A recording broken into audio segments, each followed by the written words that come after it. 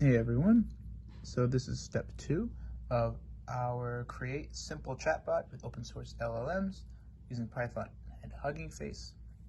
So in the previous video, we just went over the first part of this lab where we're going to create a simple but functional chatbot. And these are the goals: to understand and explain what an LLM is, understand the basic components of a chatbot, and we're going to work with Hugging Face, transformers. We already did this part where we installed a virtual environment, activated it, and then activated the transformers package, so we don't have to wait for a few minutes. Now we are going to use an auto tokenizer package and another package called auto model for sequence to sequence, and it's shortened here, abbreviated, sequence to seq LM from the transformers library. So all we have to do really is just copy here and just paste.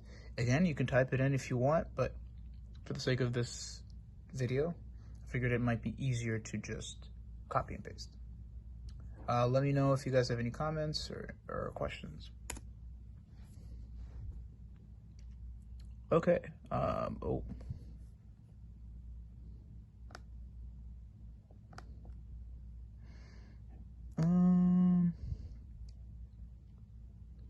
That's interesting.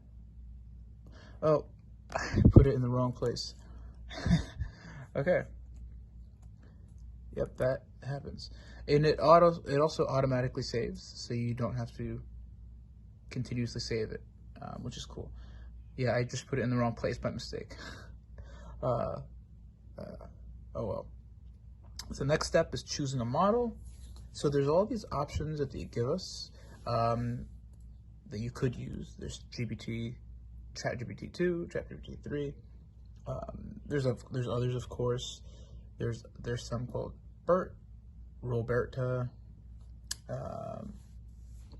and there are others, but the one that we're going to use in this lab is Facebook BlenderBot 400M Distill. Why? Because it has an open source license and runs relatively fast. Now, what you can do, and what I would suggest, is that after going through these steps, finishing this tutorial, that you just play around with it, really just experiment with either different models or really just playing around with the code, and that'll give you a better understanding of how and why this works. Okay, so we're going to add this into our code, right? So this is going to be, again, just the model name, right? As you can tell. Next, we're going to fetch the model and initialize a tokenizer. And what the tokenizer does is it takes in whatever we give it and translates it into tokens, which is how the model can read or understand what we give it, if that makes sense. So we are going to, if you look here in the script, you initialize variables, you initiate variables using two handy classes, and these are what they give us. So just to give an example, I'm going to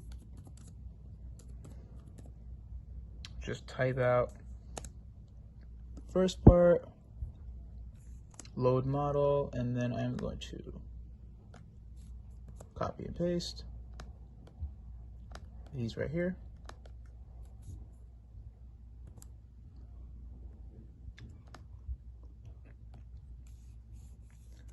And then I'm just going to delete this part. And that's the second part. So now we've created this part. Now the last part of this is the actual chat part of the chatbot. So there's a few things that we need to do to have an effective conversation with the chatbot. We need to initialize an object, And this is where we just store our conversation history. And then afterwards, we'll do the following for each interaction with the model. We'll encode the conversation history as a string, and then we will get the prompt, or fetch the prompt from the user. Tokenize, as I mentioned before, is just where we turn our text into something the computer can read. Generate output, decode output, and update conversation history. And so I'll just skip ahead a little bit. We're going to add this to our project. This is going to be a list of conversations, and it's empty for now, and then we're going to add to it as we go forward.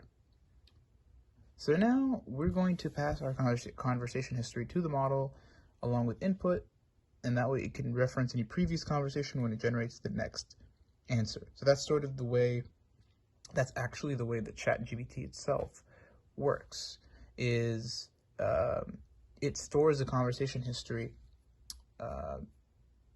from before, and it helps reference it for the next answer. Unless, of course, you delete the conversation deliberately. Then you have to start over. So here, we're going to use the join method to do exactly that. We're going to put that here. Right? And so now, this is the first thing, right? The first step of the conversation, and that is going to be putting some input text in. And in this case, it's hello, how are you doing? What's going to happen is we're going to train the model in a way where it can read this and basically give us